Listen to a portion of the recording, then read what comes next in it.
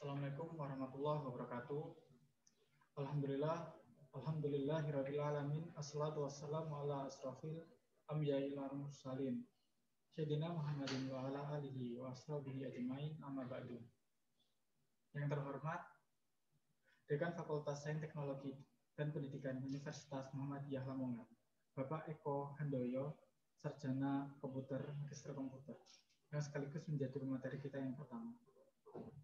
Yang terhormat Kaprodi Teknik Komputer Universitas Muhammadiyah Lamongan, Ibu Mala Rosa Aprilia, Sarjana Komputer, Magister Komputer, yang sekaligus menjadi materi kita yang kedua. Dan tak lupa para peserta webinar yang berbahagia, pertama-tama marilah kita panjatkan puji syukur kehadirat Allah Subhanahu wa Ta'ala yang telah melimpahkan nikmat dan karunia-Nya kepada kita semua.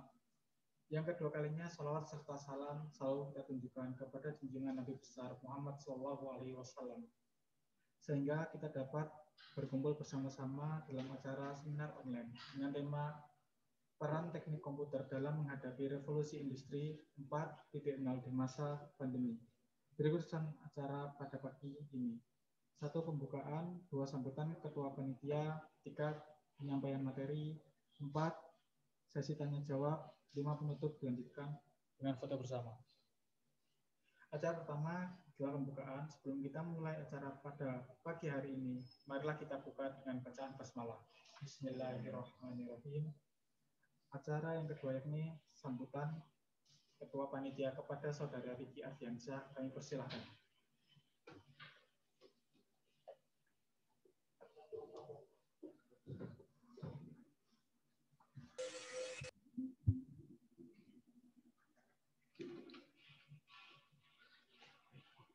Assalamualaikum warahmatullahi wabarakatuh. Alhamdulillahirabbil alamin. Assalatu wassalamu ala asrofil anbiya'i wal mursalin wa ala alihi wa ashabihi ajmain, amma ba'du. Pertama-tama marilah kita panjatkan puja dan puji syukur kita ke hadirat Allah Subhanahu wa Ta'ala yang mana telah menunjukkan rahmat, tauhid serta hidayahnya sehingga kita dapat mengikuti seminar online ini dengan keadaan sehat walafiat. Salawat serta salam semoga tetap tercurahkan kepada baginda Nabi Muhammad SAW, karena berkat petunjuknya kita dapat membedakan antara jalan yang gelap gulita dari gelap menuju jalan yang terang benderang, yakni dinul Islam. Langsung saja, saya di sini mewakili seluruh panitia mengucapkan banyak-banyak terima kasih atas partisipasi Anda semua dalam mengikuti webinar ini.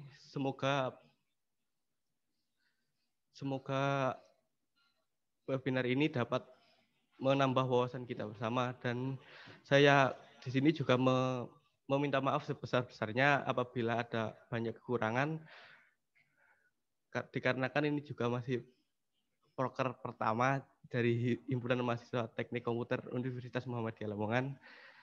Ya, tolong dimaafkan yang sebesar-besarnya. Mungkin itu saja dari saya, kurang lebihnya saya mohon maaf yang sebesar-besarnya. Akhir kata, nun wal qalami wa ma yasurun. Wassalamualaikum warahmatullahi wabarakatuh. Terima kasih atas sambutan dari Mas Riki. Acara yang ketiga, ini penyampaian materi pertama yang akan disampaikan oleh Bapak Eko Handoyo, Sarjana Komputer, Magister Komputer. Waktu dan tempat kami persilahkan.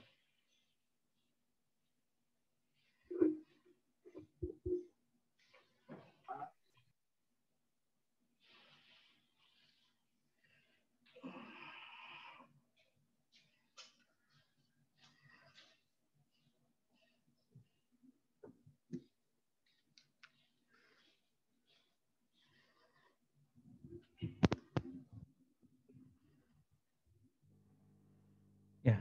Assalamualaikum warahmatullahi wabarakatuh. Waalaikumsalam warahmatullahi wabarakatuh. Dari kita, saya ucapkan terima kasih pada teman-teman Himpunan Teknik Komputer yang sudah luar biasa melakukan salah satu seminar ya untuk mengedukasi tentunya di saat ini, di masa pandemi ini, dan sudah mulai ke new normal ya sekarang.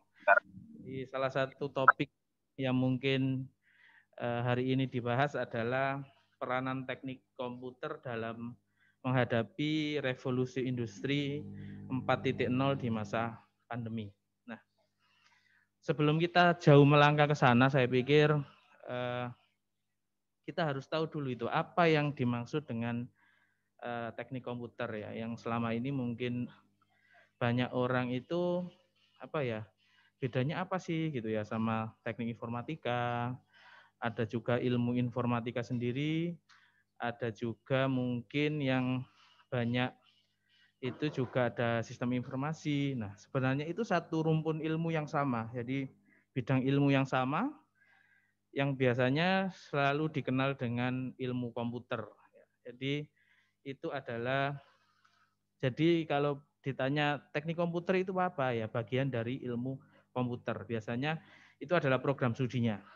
Nah, ketika hari ini itu ya banyak sekali, ini sudah share screen Mas? Belum ya? Bentar ya, saya share screen.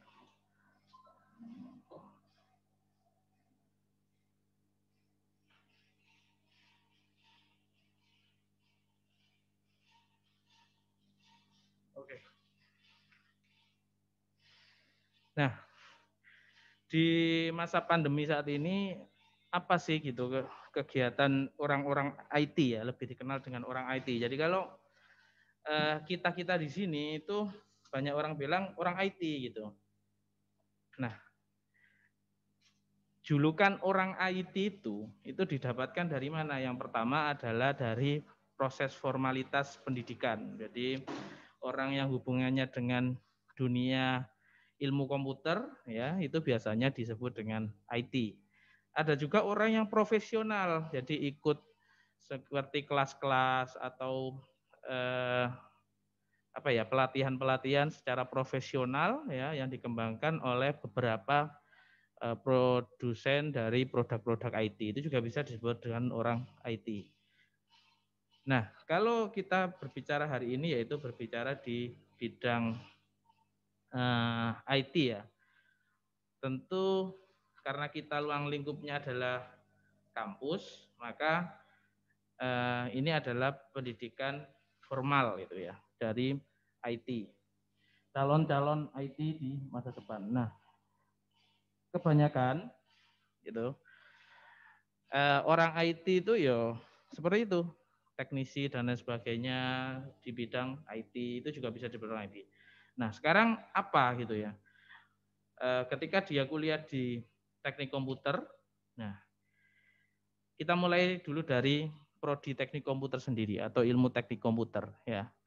Teknik komputer dikenal juga dengan sistem komputer, nama lainnya itu. Atau kalau di SK kami di prodi itu adalah computer engineering.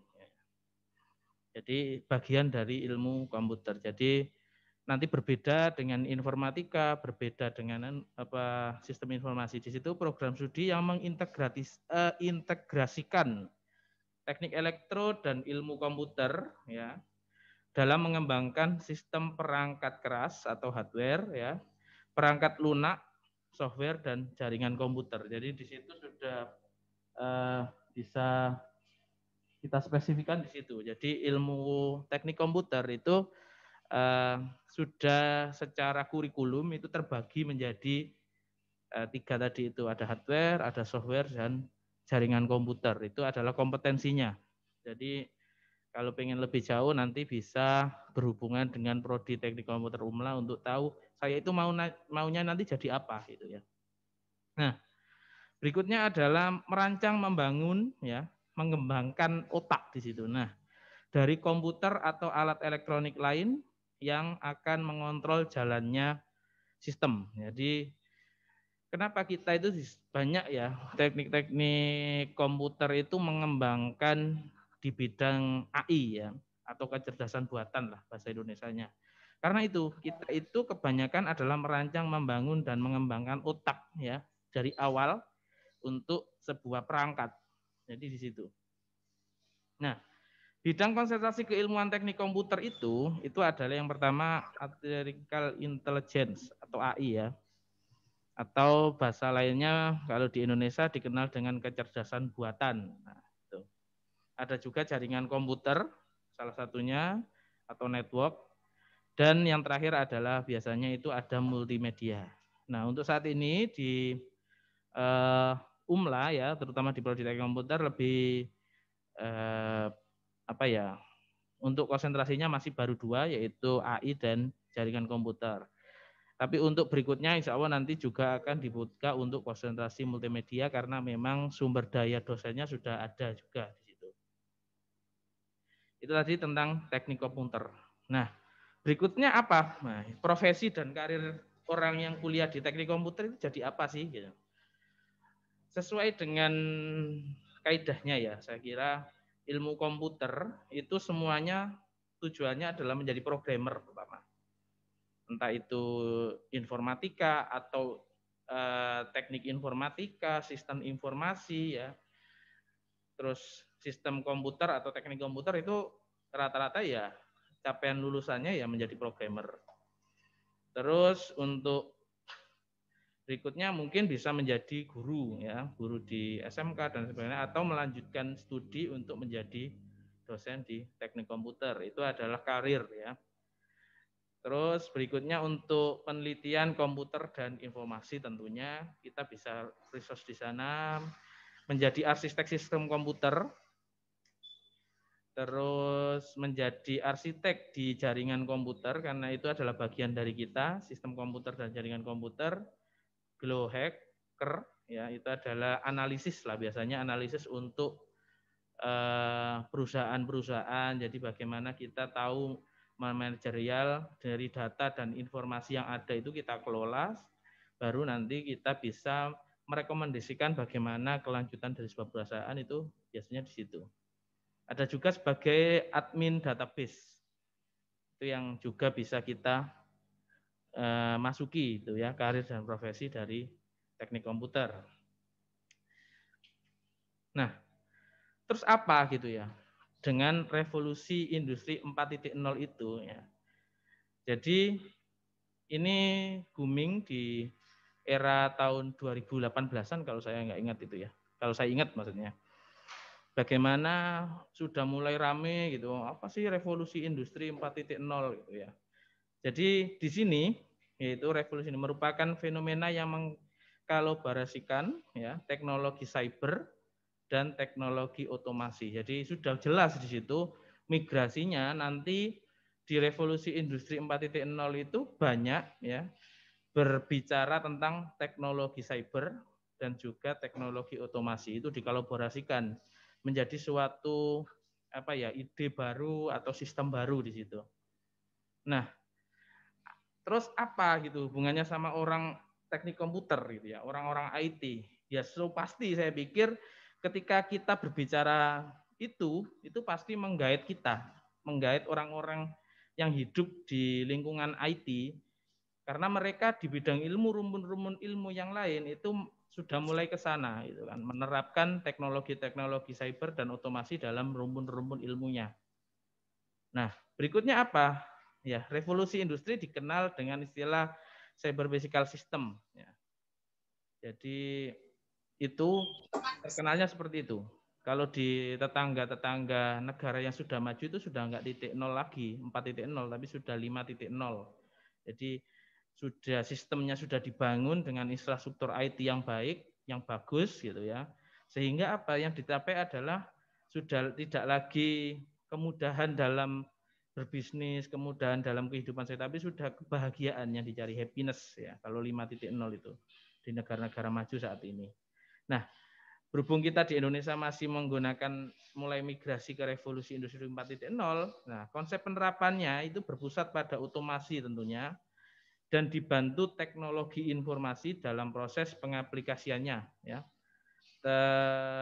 Terlibatnya tenaga manusia dalam proses dapat berkurang. Jadi intinya adalah mengurangi kegiatan manusia. Jadi kalau selama ini manusia itu harus mobilitasnya tinggi, aktivitasnya tinggi untuk suatu pekerjaan. Nah, dengan revolusi industri 4.0 itu memudahkan manusia gitu ya untuk enggak aktivitas berlebih seperti saat yang lalu. Jadi mempermudah kehidupan manusia intinya. Sehingga apa? Yang dituju adalah suatu efektivitas dan efisiensi pada lingkungan kerja. Ketika ya bebannya itu semakin kecil, ya semakin mudah, itu maka juga semakin efektif dalam lingkungan kerja itu. Ya, kita lanjutin. Nah, industri 4.0 itu apa? Yaitu ada otomasi, ada big data, cloud computing, ya, autonomous, ya, IoT, data management itu adalah instrumen yang ada di industri 4.0. Ya, ini teknologi yang menjadi pilar utama industri 4.0. Ya, yang pertama Internet of Things. Nah, kalau kita lihat ini adalah bagian besar ya dari keluarga IT semua ya, dari keluarga teknik komputer. Jadi kalau sekarang peranan teknik komputer di mana? Ya di sini ini ya. Yang pertama adalah IoT. Nah, IoT itu sekarang sudah hal yang mudah kita temui di mana-mana ya. Kalau saya IoT apa sih? Ya, mengintegrasikan 4 komponen ya. Sensor, konektivitas, pemrosesan data dan antarmuka pengguna. Jadi itu adalah IoT. Jadi di situ ada integrasi ya, 4 komponen tadi.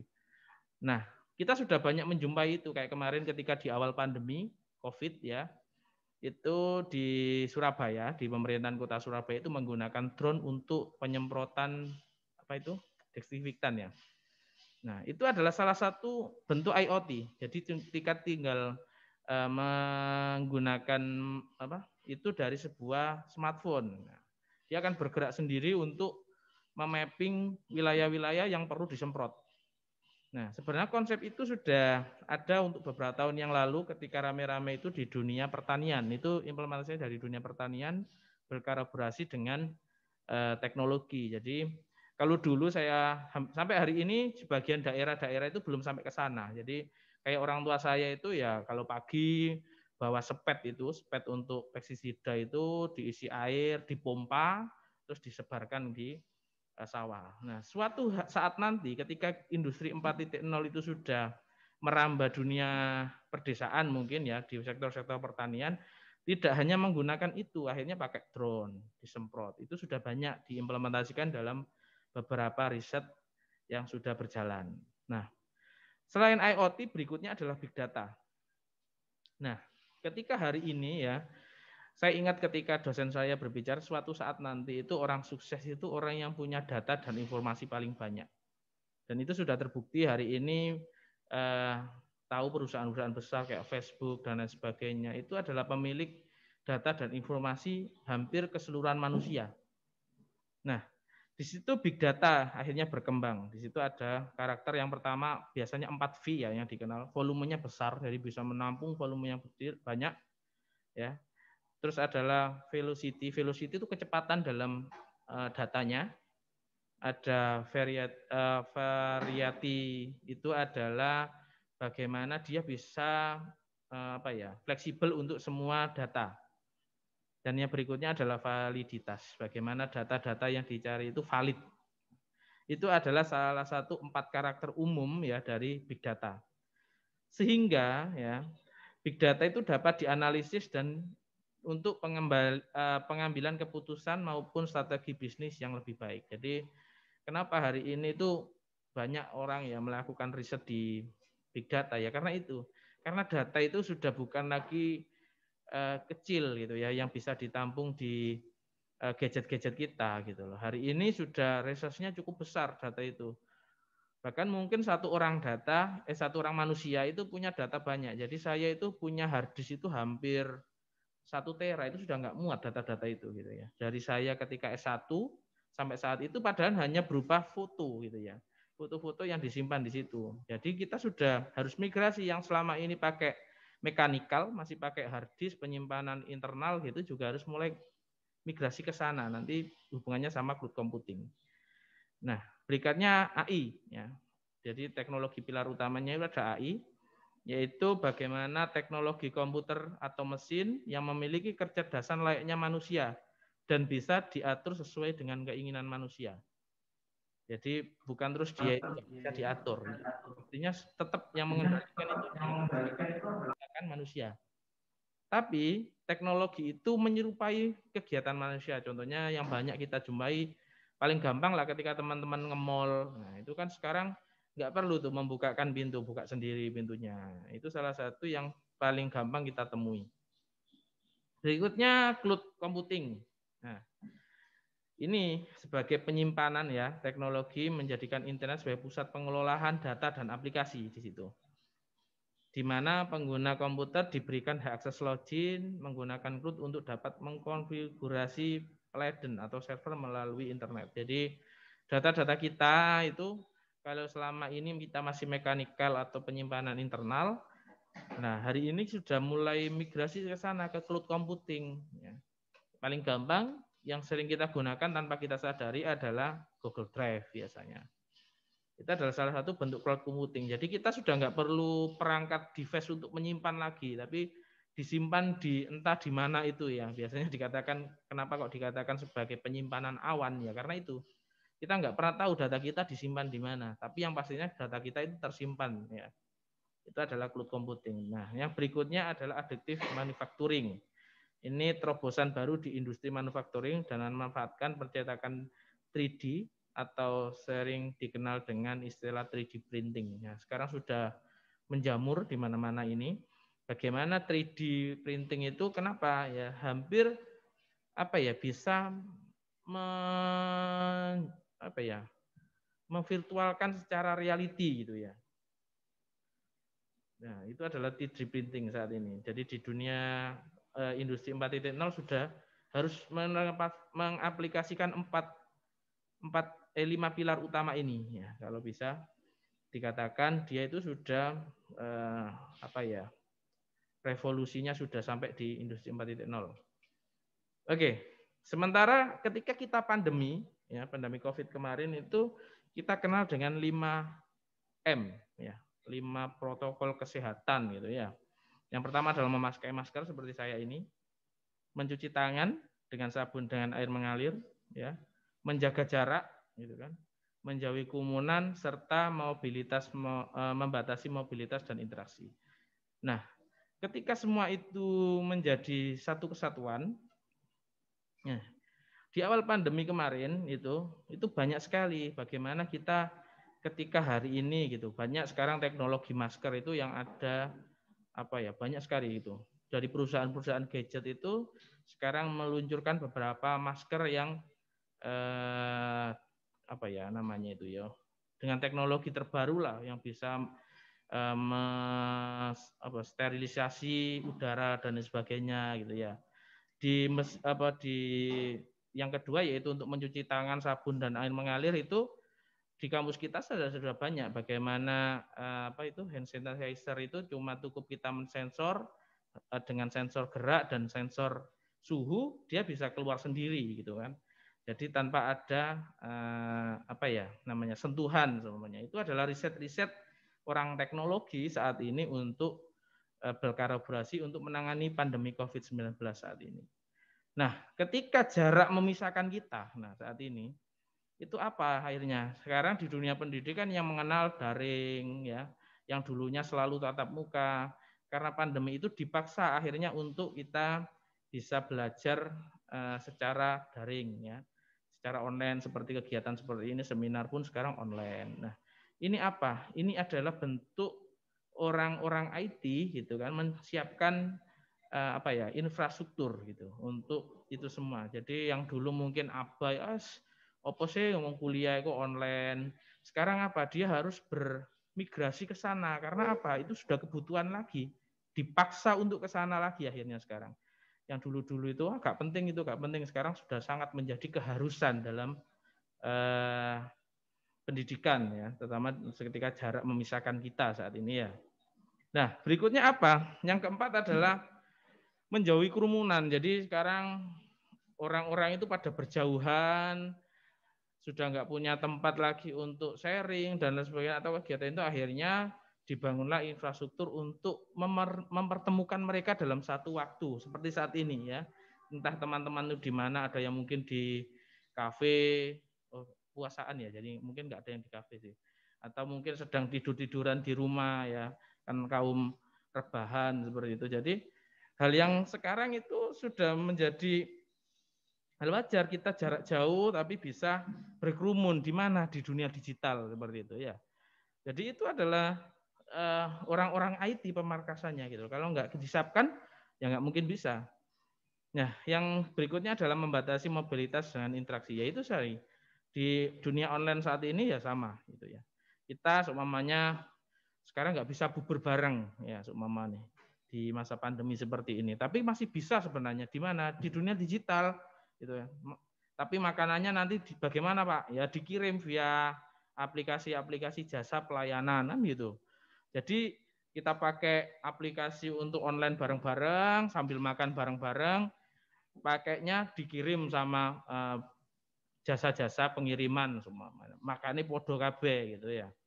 Sama. Jadi itulah bentuk-bentuk apa sih orang teknik komputer itu ada di sana, orang IT ada di sana untuk menangani pandemi itu.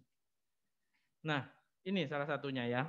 Berikutnya adalah teknik komputer dalam revolusi industri 4.0. Nah, teknik komputer itu menjawab kebutuhan hidup manusia. Sebenarnya itu saja paling gampangnya kalau saya itu. Yang pertama adalah ini saya nyontoh apa itu ya? Artis apa itu yang pakai sasi-sasi semua itu ya. Saya nggak mau sebut nama. Nah, ini instanisasi gitu. Nanti bisa dikomplain orang bahasa Indonesia ini saya pakai gituan ya. Apa itu benar apa enggak? Intinya adalah kehidupan manusia itu ingin serba instan. Nah, hari ini orang itu sudah migrasinya ke sana. Ya, instanisasi. Jadi kalau dulu di zaman saya masih kecil sampai saat ini mungkin ada mie instan gitu ya. Rasanya banyak sekali, entah itu nasi boran, rasa apa, daripada kita bikin susah-susah, ya akhirnya dibuat dalam bentuk instan, dalam bentuk mie gitu ya, yang rasanya rasa-rasa. Sama, hari ini kecenderungan manusia itu pengen serba instan gitu ya. Orang dulu harus susah-susah belanja ke pasar, ke supermarket gitu ya. Tapi hari ini nggak perlu gitu, cukup teman-teman pakai gadget saja itu sudah datang ke rumah semua gitu ya. Apa yang pengen dibeli. Itu apa? Karena manusia itu pengen hidupnya serba instan, nggak pengen susah gitu ya. Nah, yang berikutnya adalah kecepatan dan aktivitas dalam aktivitas manusia. Jadi bayangin, kalau dulu kita harus membeli sesuatu itu harus ke pasar gitu ya. Butuh untuk ke sana, butuh kendaraan untuk ke sana. Tapi hari ini kita cuma duduk di rumah, tiduran, rebahan gitu ya. Barangnya sudah nyampe rumah semua gitu ya. Dan cepat lagi. Bayangin dari Jakarta sampai ke Lamongan paling cuma 2-3 hari lah. Coba kalau kita harus ke Jakarta, beli ke Jakarta, terus pulang lagi ke sini bisa 1 minggu itu. Nah itu adalah satu bentuk kecepatan gitu ya. Yang dicari manusia itu cepat gitu, serba cepat. Wis instan, cepat, wis cocok itu. Ketemu gitu. Kayak tidur saja di rumah ya. Berikutnya era digitalisasi segala bidang kehidupan manusia. Jadi, nah ini revolusi industri 4.0 itu semuanya serba digital, ya. Bahkan televisi yang dulunya analog sekarang harus dipaksa untuk pakai siaran digital, gitu ya. Karena apa? Yaitu era digitalisasi. Semua kalau bisa dalam bentuk digital. Contohnya, seumpamanya kalau dulu itu apa ya? Paling gampangnya itu ya. Kita dulu pakai kalkulator yang buat apa katanya orang-orang itu kalkulator lombok gitu ya. Sekarang kita nggak perlu beli kalkulator gitu loh, di gadget saja sudah ada kalkulator.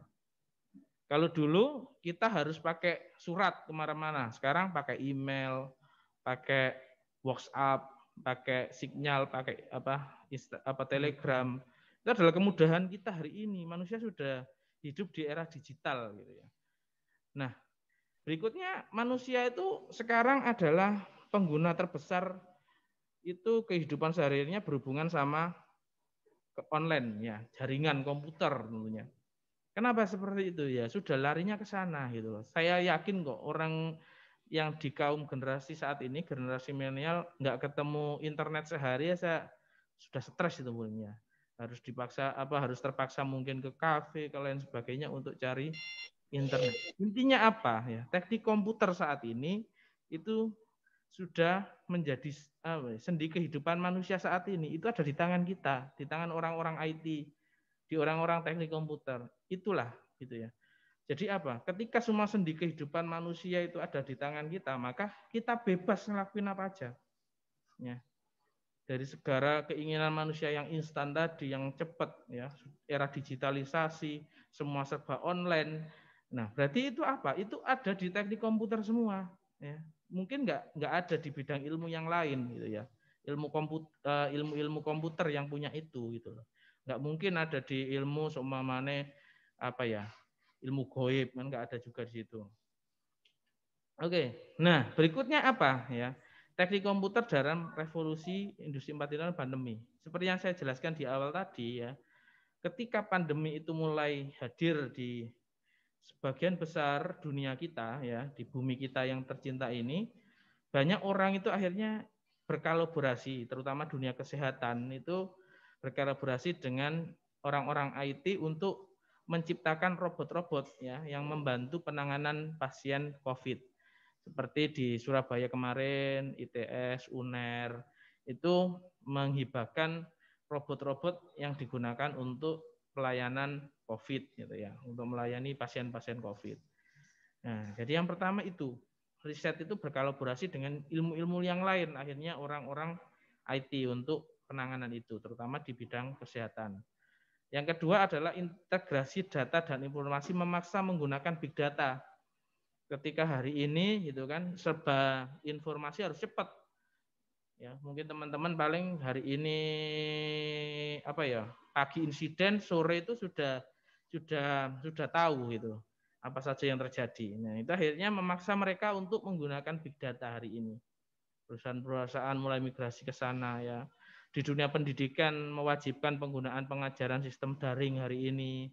Jadi akhirnya apa? Konteks IT itu besar di situ.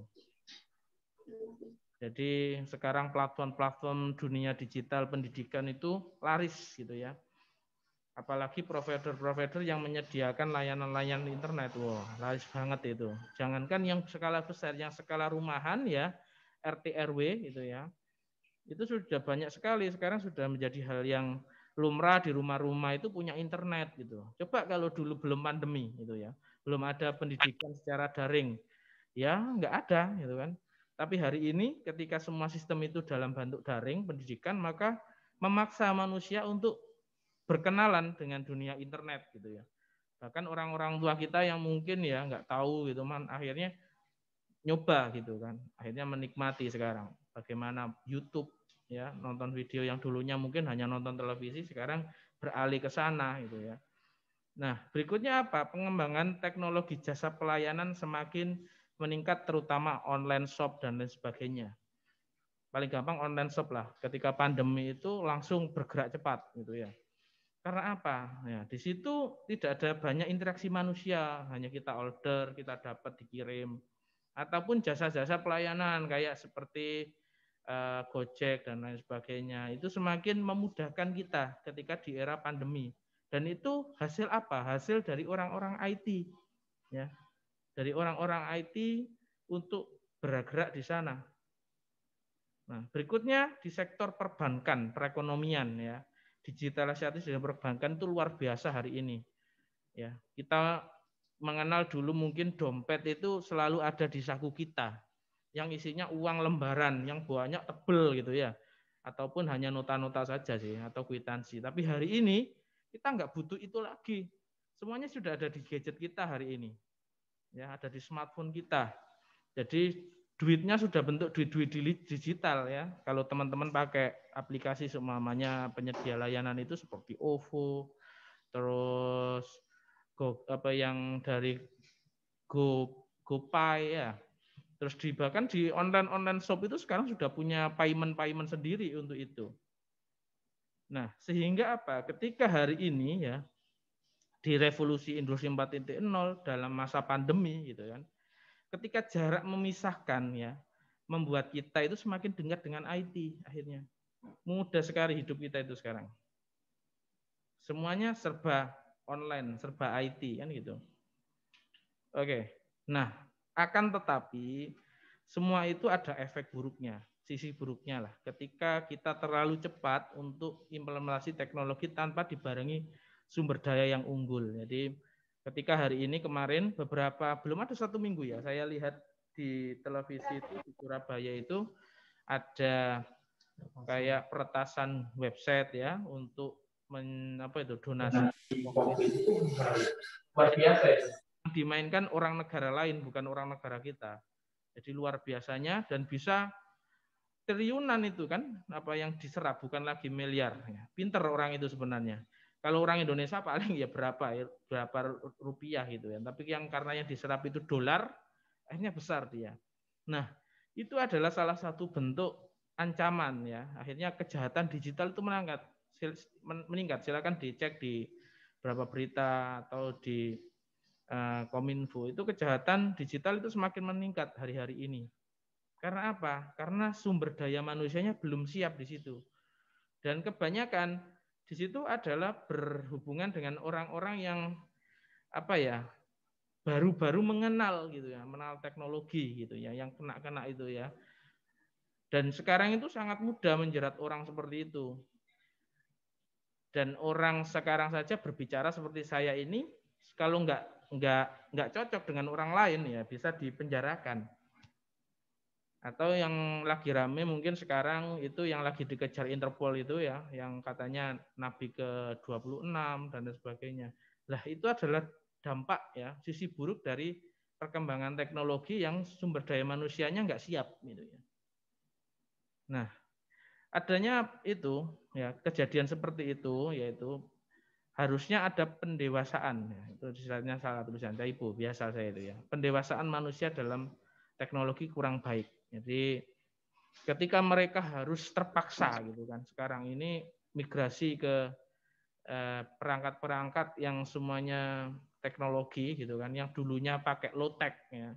Low teknologi ya, low tech gitu biasanya. Bukan low tech itu makanan, tapi low tech itu low teknologi gitu ya, yang pakai masih seumpamanya bukan smartphone gitu ya, masih tulit.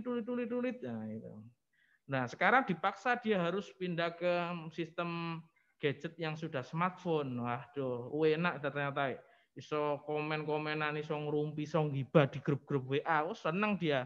Tapi dia nggak tahu kalau di sisi lain ada undang-undang IT yang membatasi gitu ya, terkait kebebasan dalam kita berpendapat dan sebagainya gitu ya. Sehingga apa? Ketika itu terjadi mereka nggak tahu, cuma yang penting senang gitu, nggak tahu dia ada pembatasan-pembatasan di mana yang tidak seharusnya ya biasanya dilakukan di kehidupan biasa, semuanya mengumpat dan sebagainya. Mungkin kalau di kehidupan biasa ngumpat satu dengan orang lain itu nggak ada masalah karena nggak ada bukti gitu. Paling saksinya kalau selesai. Tapi di dunia digital kita ngumpat-ngumpat di dunia digital itu nggak akan pernah hilang. Jadi meskipun kita hapus pun masih kita bisa cari gitu kan. Sehingga sangat mudah menjerat orang seperti itu. Nah, itu ketika sumber manusianya tidak unggul, nggak siap untuk migrasi ke sana. Nah, berikutnya adalah gradasi nilai dan moral manusia menurun. Jadi ketika hari ini semua akses itu sangat mudah, informasi itu sangat mudah kita dapatkan, entah itu informasi yang benar atau informasi yang hoax. Ya, akhirnya apa? Gradasi nilai-nilai moral manusia itu turun kalau saat ini. Lihat aja tuh, orang aja kalau dulu ya, zaman saya bertemu itu bertutur sapa itu say hello itu gampang. Kalau sekarang udah lewat nyelonong gitu aja, nggak say hello, nggak apa, sibuk dengan gadgetnya masing-masing. Nah, itulah nilai-nilai moral yang saat ini mungkin turun. Nah, solusinya apa ya? Saya pikir dulu kalau Mendikbud yang sebelum-sebelumnya adalah getol ya dengan nilai-nilai pembentukan karakter yang baik gitu ya. Itu harusnya sekarang juga lebih ditingkatkan lagi gitu kan. Ketika migrasi ke IT itu harusnya ditingkatkan lagi terkait karakter-karakter yang baik itu. Oke, itu saja untuk materi dari saya. Mungkin nanti bisa dilanjutkan dengan materi kedua dan tanya jawab. Nanti silakan bisa tanya langsung ke saya atau via terserah nanti panitia via chatting atau apa, monggo. Terima kasih, semoga bisa memberi manfaat. Assalamualaikum warahmatullahi wabarakatuh. Selanjutnya penyampaian materi yang kedua yang akan disampaikan oleh Ibu Malarosa Aprilia, Sarjana Komputer, Magister Komputer. Waktu dan tempat kami persilahkan.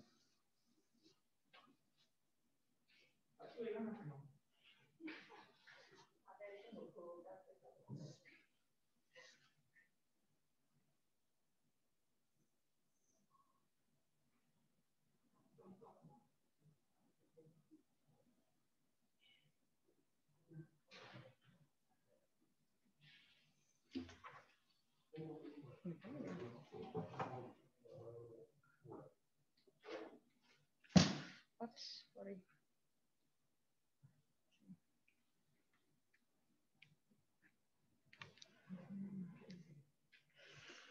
Oke, Assalamualaikum warahmatullahi wabarakatuh. Di sini saya akan menyambung sedikit dari materi yang sudah disampaikan oleh Bapak Eko Handoyo. Tadi sedikit banyaknya sama dengan materi yang akan saya sampaikan. Oke, langsung saja.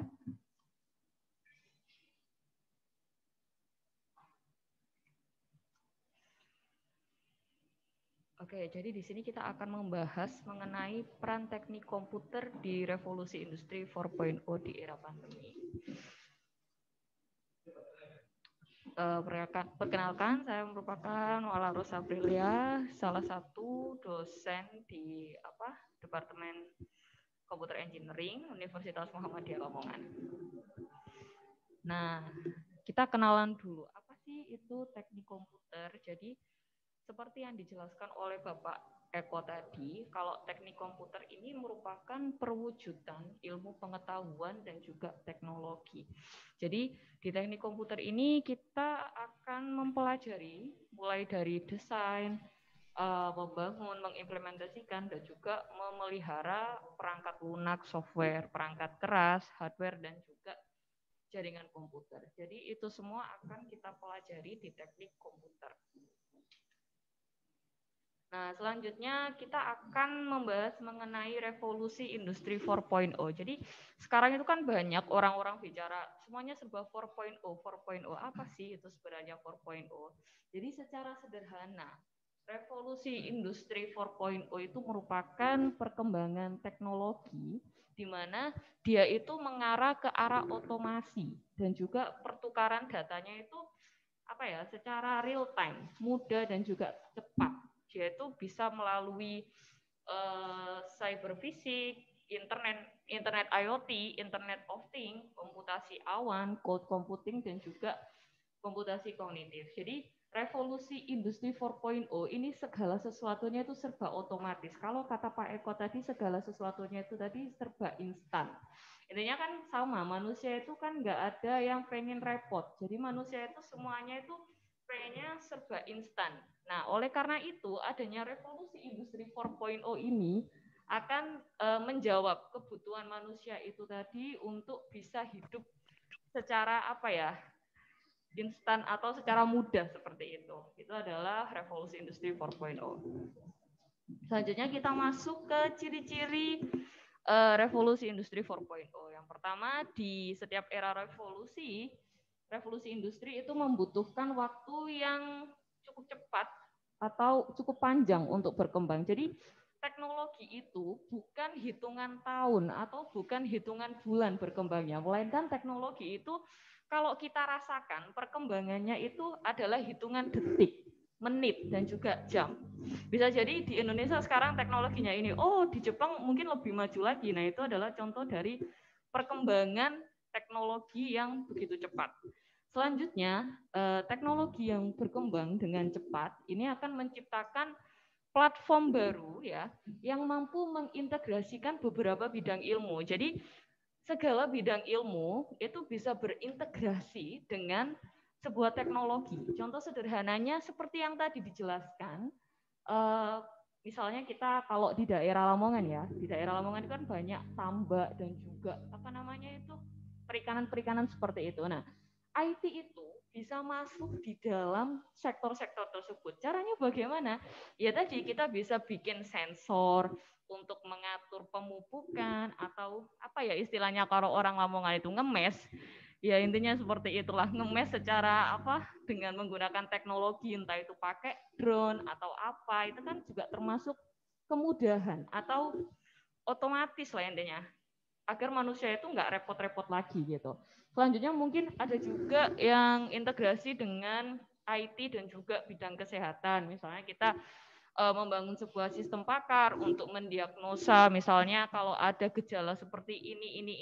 Nah, dia itu masuk ke kategori penyakit yang apa, itu juga bisa kita integrasikan antara bidang kesehatan dan juga IT. Tentunya hal ini akan melibatkan beberapa expert atau bidang orang yang pakar di dalam bidang tersebut. Kalau misalnya kesehatan, ya orang kesehatan yang akan kita tuju. Selanjutnya, revolusi industri ini berlangsung atau terjadi secara global. Jadi sehingga dia ini akan berpengaruh ke seluruh dunia. Kalau misalnya kita nggak mengikuti atau nggak lah sama perkembangan teknologi, otomatis kita akan menjadi orang yang tertinggal, atau gampangannya kita bakalan jadi orang yang gaptek. Orang yang gaptek teknologi itu sangat-sangat nggak enak. Contohnya saja nih, orang zaman dulu ya, maksudnya orang tua saya atau siapa gitu. Kalau misalnya mau nyalakan laptop aja itu susah, atau mau ngetik aja itu takut kalau kursornya kemana-mana gitu kan, termasuk apa ya, gak enak gitu loh kalau misalnya menjadi orang yang gaptek teknologi. Jadi sebisa mungkin kita itu menjadi orang yang update atau up to date mengenai teknologi. Agar apa? Agar kita tidak ketinggalan zaman seperti itu. Oke, next. Nah, keunggulan revolusi industri 4.0. Jadi seiring dengan peningkatan atau produktivitas revolusi industri 4.0 ini tentunya mampu untuk meningkatkan kualitas hidup masyarakat. Ya, kualitas hidup ini contohnya apa? Ya itu tadi, otomasi di segala bidangnya itu semuanya bisalah diberikan secara instan gitu, nggak usah lelet-lelet lagi atau nggak usah manual-manual lagi. Nah itu tuh termasuk keunggulan dari revolusi industri 4.0. Setelah itu mungkin revolusi industri 4.0 ini juga banyak yang mencakup internet ya. Jadi segala sesuatu ini bisa kita wujudkan dalam satu genggaman saja, yaitu satu genggaman smartphone atau ponsel pintar. Nah, di situ tuh kita sudah bisa memainkan segala jenis atau segala hal yang kita inginkan secara otomatis tentunya. Selanjutnya, peranan IT di revolusi industri 4.0 di era pandemi saat ini. Jadi pandemi ini kan berdampak pada terbatasnya pergerakan manusia akibat social distancing maupun physical distancing. Nah, karena keterbatasan ini menjadikan teknologi itu sebagai suatu solusi atau memiliki peranan yang sangat penting untuk mengatasi pembatasan-pembatasan ini. Jadi solusinya itu ya pakai teknologi untuk menjembatani masalah-masalah ini tadi gitu, untuk menyelesaikan masalah-masalah yang seperti ini tadi. Contohnya kalau misalnya di bidang pendidikan ya, biasanya kan kita itu, kalau saya sama mahasiswa itu kan biasanya offline ya, dulunya offline. Nah setelah ada pandemi, kita itu mau nggak mau ya dipaksa untuk online ya kan Mas ya. Jadi pembelajarannya itu ya semuanya serba online. Kita mau nggak mau, kita yang dulunya nggak kenal sama yang namanya Zoom, jadi mengenal yang namanya Zoom, Google Meet, ataupun tools-tools yang lainnya itu. Jadi intinya teknologi di masa pandemi ini sangat berperan penting dalam membantu masyarakat secara luas dalam melakukan kegiatan seperti pendidikan atau ekonomi ataupun yang lainnya. Kalau misalnya di bidang pekerjaan misalnya nih, biasanya kan orang-orang itu kan datang ke kantor, habis itu mengerjakan segala sesuatunya di kantor. Kalau ada pandemi kayak gini, ya otomatis mereka bekerjanya di rumah dengan menggunakan remote itu tadi. Nah, remote itu tadi kan juga menggunakan perlu adanya sebuah teknologi. Nah, peran teknik komputer ya di dalamnya itu tadi, menciptakan karya-karya yang bisa dipakai orang pada saat ini seperti itu. Ini ya contoh-contoh tadi yang sudah saya jelaskan, ada di bidang ekonomi sudah tadi. Kalau ekonomi ini ya contoh sederhananya Ya itu tadi, kalau misalnya kita belanja online, kita nggak perlu datang ke pasar untuk milih-milih atau gimana.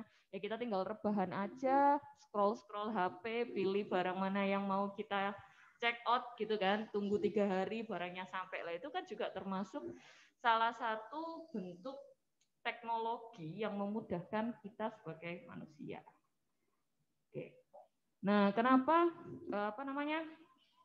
teknik komputer itu bisa menjawab tantangan di era 4.0 ini? Karena yang pertama, pertumbuhan teknologi itu kan menjadi sangat pesat ya. Bahkan sekarang itu kita sudah mau masuk ke era society atau 5.0 yang sangat-sangat membutuhkan orang yang ahli di dalam teknologi. Jadi terbayang orang yang masuk teknik komputer atau bidang-bidang IT lainnya itu pasti suatu saat akan sangat-sangat berguna bagi perkembangan zaman yang sudah sangat modern seperti saat ini. Yang kedua, teknik komputer menjawab era revolusi 4.0 ini adalah waktu yang tepat bagi kalian semua untuk masuk ke jurusan ilmu komputer atau yang lainnya. Karena apa? Nantinya ilmu yang kalian pelajari di dalam perkuliahan itu akan sangat relevan sekali dengan kehidupan saat ini. Dan juga akan relevan sekali dengan kebutuhan sekarang. Yang ketiga, lulusan teknik komputer itu merupakan, atau ilmu teknologi yang lainnya ya, itu merupakan salah satu lulusan yang paling banyak diserap oleh kebutuhan di zaman digital ini. Jadi terbayang, segera daftarkan diri kamu di jurusan teknik komputer UMLA. Oke, demikian dari saya. Terima kasih. Assalamualaikum warahmatullahi wabarakatuh. Selanjutnya adalah sesi tanya jawab kepada para peserta. Jika ada yang ingin ditanyakan, silakan tulis di kolom komentar atau bisa juga nyalakan mic-nya.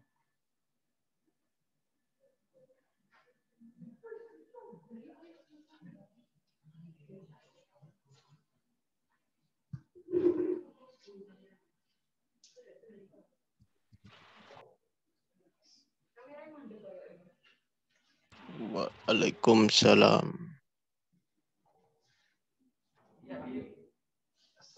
Nanti kamu pandu pertanyaannya dari sini ya. Iya, Pak.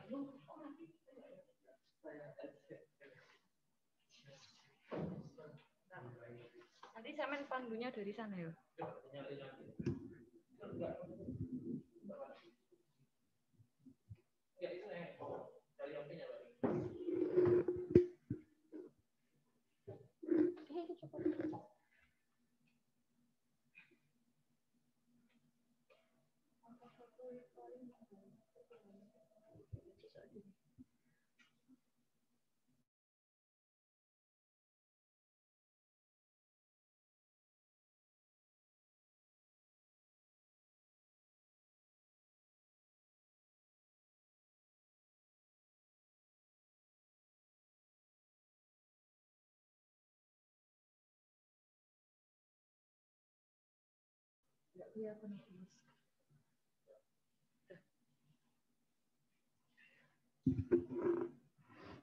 Oke, kita jawab dari masuk ke sesi tanya jawab.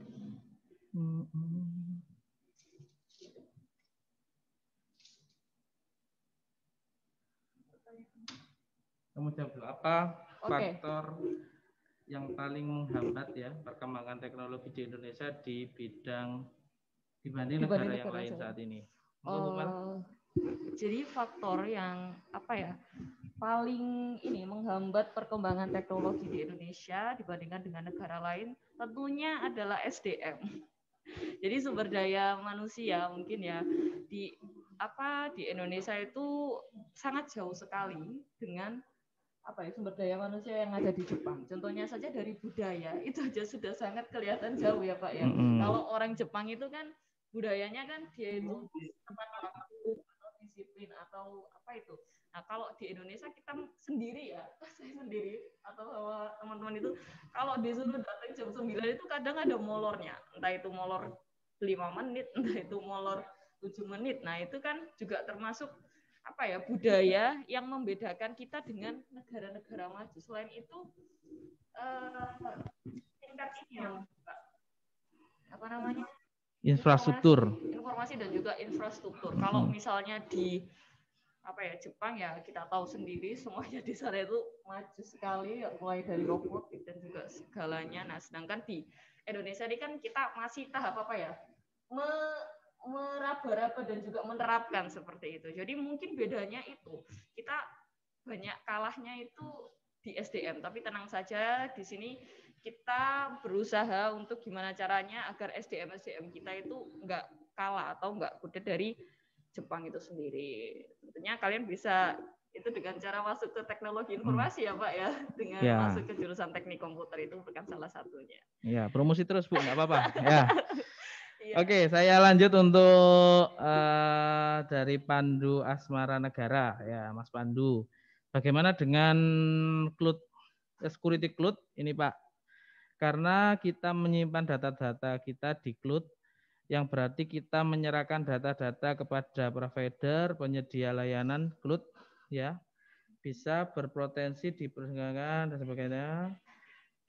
Ya gini Mas Pandu, jadi saya pikir kalau kita ya dengan provider cloud saat ini usahakan itu yang provider cloud yang memang sudah besar ya, dalam artian seperti banyak, saya kira saya nggak mau nyebut merek ya, tapi saat ini penyedia layanan cloud itu usahakan yang sudah punya standar ya. Kalau kita itu di situ, sehingga keamanan kita insya Allah aman. Seperti mungkin punya Google salah satunya ya, mungkin yang kita banyak gunakan. Selama ini saya belum banyak ada informasi bahwa Google itu jualan data itu selama ini belum ada gitu, atau provider lain penyedia cloud itu. Dan semua itu juga diawasi dengan undang-undang ya, dan bisa seumpamanya kemarin seperti Facebook ya, itu bahkan dituntut untuk ketika kebocoran data itu di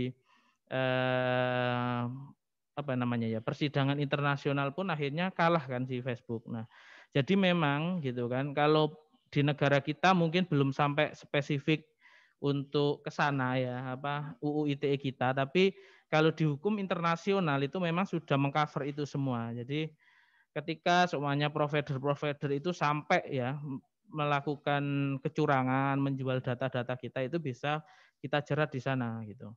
Dan selama ini gitu kan, setingkat Facebook saja yang begitu besar itu bahkan juga bocor datanya kan gitu. Entah itu memang disengaja atau tidak, ya pastinya yang terjadi seperti itu. Nah, kalau yang paling banyak kita gunakan salah satunya itu ya Google Drive, terus Mega ya biasanya ya yang kita gunain. Nah, itu saya pikir record mereka gitu belum banyak sih yang mereka itu menyalahgunakan data-data kita. Dan mungkin ya data-data yang sekiranya itu menjadi data yang sangat penting gitu ya. Kalau memang kita takut gitu untuk di-share di penyimpanan cloud ya mungkin bisa diprivasi gitu ya. Apalagi saya pikir sekarang enkripsi untuk data-data itu juga sangat baik ya. Apalagi ya yang pasti kalau saya sebagai orang IT percayalah terhadap provider penyedia layanan cloud untuk saat ini. Yang besar ya, bukan yang ya kalau seumpamanya ada kita buat perusahaan sendiri, samanya sekarang kan banyak itu bermunculan tuh cloud kecil gitu yang menyediakan pelayanan. Nah, itu mungkin yang perlu diwaspadai teman-teman. Jadi usahakan bermitra ya, kalau memang itu sudah perusahaan ya mending dengan provider yang memang sudah terverifikasi atau memiliki standar sendirilah untuk itu. Itu ada pertanyaan lagi, monggo silakan. Ada dari Ahmad Saifuddin ya. Apakah ada tips dari Bapak dan Ibu pemateri untuk cara menghindari scanning atau phishing yang semakin banyak di media sosial atau di web? Nah, ini kembali ke sumber daya manusia sebenarnya, Mas. Jadi kalau IT sekuat apapun ya, keamanan yang kita bangun itu kalau diimprovisasi sama manusianya ya masih bisa jebol karena itu buatannya manusia gitu loh. Nah, kembali kalau saya kuliah dulu di keamanan itu ya, sebenarnya mengamankan data paling aman ya diri kita sendiri gitu. Kita sekarang saja apa sih data yang nggak pernah kita amankan ya? Semuanya sudah kita publikasikan ke halayak ramai ya, contohnya tanggal lahir dan sebagainya. Kita login saja daftar di berbagai platform aplikasi itu kan pakai tanggal lahir dan sebagainya. Nah, dan itulah yang biasanya digunakan untuk mencari pola password dan sebagainya. Saya yakin kok teman-teman itu kalau password dan sebagainya itu kebanyakan dari itu. Nah, jadi orang-orang seperti itu, orang yang menyalahgunakan itu sebenarnya sudah tahu data-data kita gitu loh. Oh, semuanya punya website ini. Nah, bagaimana cara membobolnya? Paling gampang passwordnya nggak jauh-jauh lah dari tanggal lahir atau orang terdekat ya, atau orang nama-nama orang itu bisa gitu loh. Atau dengan cara-cara yang lain gitu. Sehingga apa? Yang perlu diperhatikan kalau saya ya orang-orang keamanan itu adalah kembali ke manusianya, pemiliknya dulu yang harus mengamankan itu, privasinya harus diketati lagi gitu loh, nggak sembarangan untuk kita memberikan itu aplikasi-aplikasi yang hari ini mungkin lebih banyak itu malah itu ya aplikasi pinjaman online itu yang agak ramai gitu ya, karena memang nggak cuma impact-nya itu ke kita, tapi mungkin juga ke orang lain yang kita gunakan. Jadi hati-hati di situ teman-teman. Kalau soal scanning phishing itu saya kira peluangnya untuk kita kena itu kecil. Tapi yang paling bahaya itu sebenarnya adalah impact untuk semuanya yang lain ya, yang berhubungan dengan finansial itu lebih banyak sebenarnya. Ada lagi monggo? Atau mau tanya langsung di pakai video, pakai audio langsung bisa. Apalagi nih dari Mas Faisal Mahfud nih. Bagaimana Indonesia bisa sampai titik 5.0 atau ingin bersaing di dunia internasional atau mencapai titel negara maju jika perkembangan teknologi di Indonesia saat ini lambat, apa yang bisa mendorong pembangunan itu? Nah, gini, semua infrastruktur itu dibuat untuk memudahkan kehidupan manusia. Intinya seperti itu toh. Teknologi atau infrastruktur yang lain gitu yang sekarang dibangun oleh pemerintah Indonesia. Semua pemerintah termasuk pemerintahan saat ini atau pemerintahan yang dahulu, semuanya ingin negara kita maju, pasti itu gitu kan. Hanya memang tahapannya itu selalu terkendala. Nah, salah satu faktor ya yang menjadi kendala terbesar di negara kita saya pikir adalah manusianya. Nah, sumber daya manusianya. Kalau seumpamanya gitu ya, manusianya orang Indonesia itu melek teknologi ya mungkin bisa kita lari ke 5.0 karena kalau konsepnya saat ini di negara-negara maju itu bukan lagi infrastrukturnya yang sudah dikembangkan tapi kebahagiaan manusianya. Kalau di Jepang itu 5.0 itu kan happiness sekarang sudah sebuah kebahagiaan yang dicari. Jadi ketika sudah infrastruktur itu sudah berjalan dengan baik, saya pikir ya semuanya hidup kita sudah mudah loh. Contohnya semuanya di Jepang itu ya teman-teman bisa mengaktifkan NFC ya. Kalau di Indonesia paling NFC cuma dipakai nonton lihat kartu tol ya dan lain sebagainya atau lihat saldo e-money itu gunanya cuma di situ di Indonesia masih. Tapi di negara Jepang ya NFC itu sudah implementasinya dalam kehidupan manusia sehari-hari. Jadi sebuah kulkas itu sudah NFC. Jadi ketika barang-barang daftar di dalamnya itu habis, dia akan beli sendiri. Jadi kita nggak perlu repot tuh ngelihatin kulkas setiap hari. Itu hanya hal yang sederhana tapi sangat mudah gitu. Memudahkan hidup kita. Bayangin ibu-ibu kita nggak perlu kehabisan gula seumpamanya.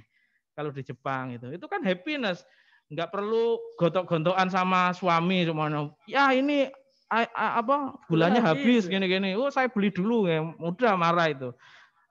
Kan yang penting kan bahagia sekarang kalau di sana. Jadi bagaimana infrastruktur yang sudah dibangun saat ini. Saya pikir infrastruktur di Indonesia sudah lumayan baik saat ini. Entah itu di bidang teknologi atau di bidang lainnya. Alhamdulillah sudah baik lah. Sudah mulai maju lah berkemajuan. Saya pikir seperti itu. Hanya mungkin ya secara logika gini aja. Dulu ya kata-kata orang-orang tua saya dulu gitu kan. Orang Indonesia itu masih mikir perang gitu kan. Orang Jepang, orang Amerika itu sudah mikirnya itu sudah keluar angkasa gitu loh ya. Jadi ya kita harus melewati proses itu bertahap-tahap gitu. Nggak bisa tahu-tahu kita sudah nyuntuh langsung Amerika ya. Kalau paling gampang sampean pindah ke warga negaraan saja. Intinya semuanya itu berproses Pak ya. Kita tetap apa namanya Betul. kayak mengembangkan juga dari SDM-nya juga itu Jadi tadi. makanya sekarang itu person manusianya per orang-orang itu kita edukasi lah sebagai mahasiswa. Saya kira yang ikut ini banyak mahasiswa lah. Sebagai mahasiswa kita mulai mengedukasi masyarakat. Paling enggak lah, paling gampang dalam kehidupan kita itu sosialisasi teknologi paling gampang. Ya negara kita itu biangnya hoax saya pikir ya. Tolonglah dikurangi itu drama-drama tentang ya gitulah politik itu sudah terlalu ya kayak gitu. Kalau saya sih kita edukasi masyarakat itu nggak usah terlalu ikut-ikutan di situ. Yuk kita ngembangin teknologi itu semakin baik lah bagi orang IT. Oke, ada lagi pertanyaan? 1, 2, 3. Kayaknya sudah ada. Atau mungkin mau tanya secara langsung gitu, secara langsung ya monggo. Videonya.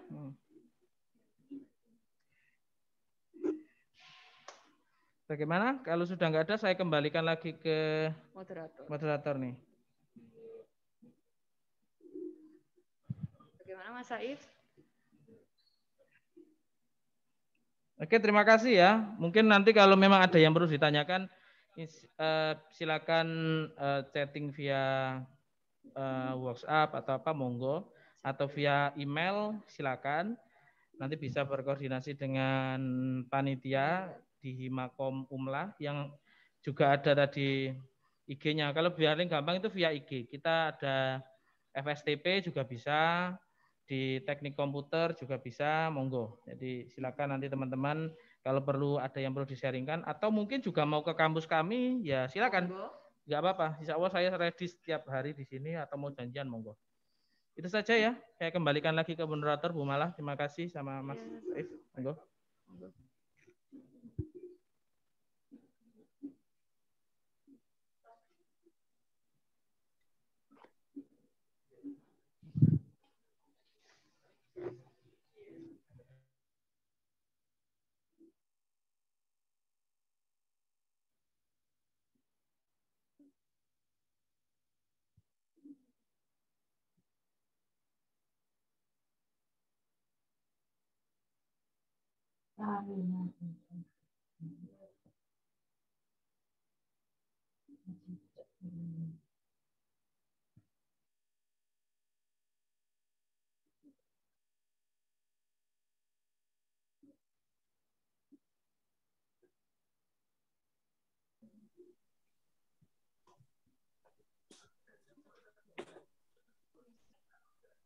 Kesimpulan dari materi yang disampaikan adalah seberapa penting teknologi yang akan terjadi pada 4.0, lalu apa saja yang akan terjadi juga di masa depan nanti, dan juga gimana cara kita untuk supaya terhindar dari para bahaya dalam melakukan teknologi di 4.0 itu, seperti tadi scamming, phishing, dan lain-lain. Terus satunya kita di penghujung acara, sebelum kita akhiri acara pada pagi hari ini, untuk para peserta dimohon untuk menyalakan kameranya masing-masing karena kita akan berfoto bersama.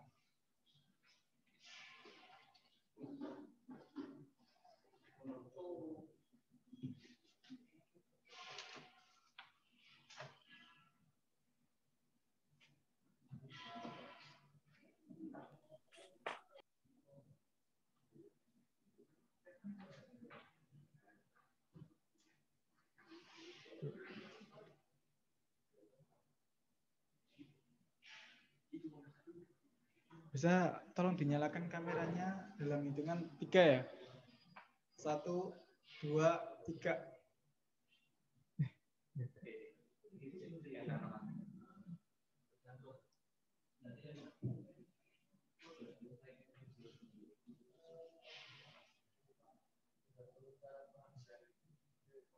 Risma.